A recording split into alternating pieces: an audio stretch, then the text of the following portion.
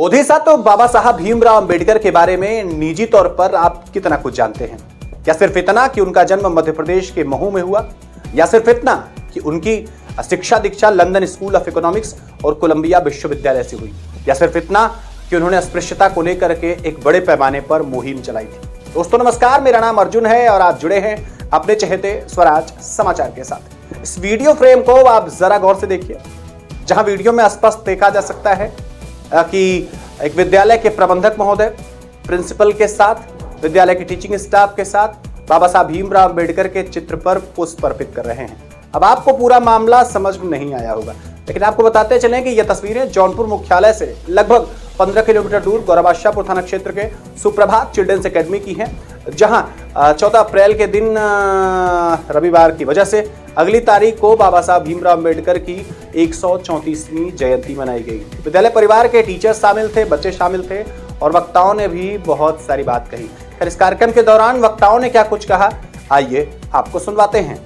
And my lovely students, today we celebrate the Ambedkar Jayanti every year 14 अप्रैल। बच्चों, हर मनुष्य अपने जीवन में कुछ प्राप्त करने के लिए उसका लक्ष्य होना चाहिए। बाबा साहब भीमराव अंबेडकर अपने जीवन में उनका मुख्य था लक्ष्य शिक्षित बनो, संगठित रहो और संघर्ष करो। बाबा साहब 1851 में जब भारत गुलाम था उस समय पैदा हुए थे। गुलामी में रहते हुए उन्होंने ऐसी शिक्षा प्राप्त की, बाहर जाकर के कोलंबिया यूनिवर्सिटी जो अमेरिका में पढ़ती है वहां पर जाकर के इन्होंने शिक्षा लिया।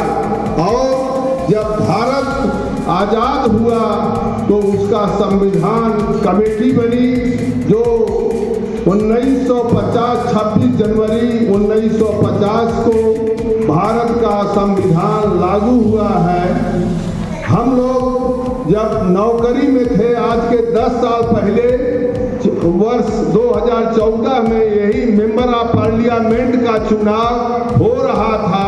उसमें शांति व्यवस्था के लिए और सुरक्षा व्यवस्था के लिए, हर के लिए ऑब्जर्वर आए थे।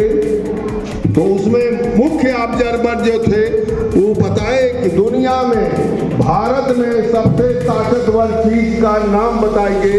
सारे अधिकारी थे, सबसे ताकतवर चीज उन्होंने बताया एक किताब का नाम, जिसका नाम है भारत का संविधान। संविधान के अनुरूप जो काम आप करेंगे उसके अनुसार आप सबको परिणाम मिलता है। इसलिए बच्चों, जैसे जीवन का सिद्धांत है मनुष्य की उम्र लगभग 100 करना पड़ेगा, हार्ड वर्क करना पड़ेगा, संघर्ष करना पड़ेगा। तो ये जो 3 नारे दिए थे डॉक्टर भीमराव अंबेडकर जी ने, क्या क्या थे? शिक्षित बनो, संगठित रहो और संघर्ष करो। तो ये 3 चीजें हमें अपनी लाइफ में क्या करना है, अपनी लाइफ में इसको क्या करना है, प्रयोग करना है। हमें अपनी लाइफ में इसको हासिल करना है, तब हम जाके कहीं ना कहीं क्या कर सकते हैं, अपनी लाइफ में कामयाब हो सकते हैं। डॉक्टर भीमराव अंबेडकर जी का सपना था कि हमारा देश, जहाँ पे आज़ादी से पहले बहुत सारी ऐसी चीज़ें थी जो डिस्क्रिमिनेट करती थी, on the basis of caste, on the basis of individuals. इसीलिए कॉन्स्टिट्यूशन को बनाया गया। डॉक्टर भीमराव अंबेडकर जी ने वो जिम्मेदारी ली। 2 साल 11 महीने और 18 दिन लगे हमारे देश के कॉन्स्टिट्यूशन को बनाने में।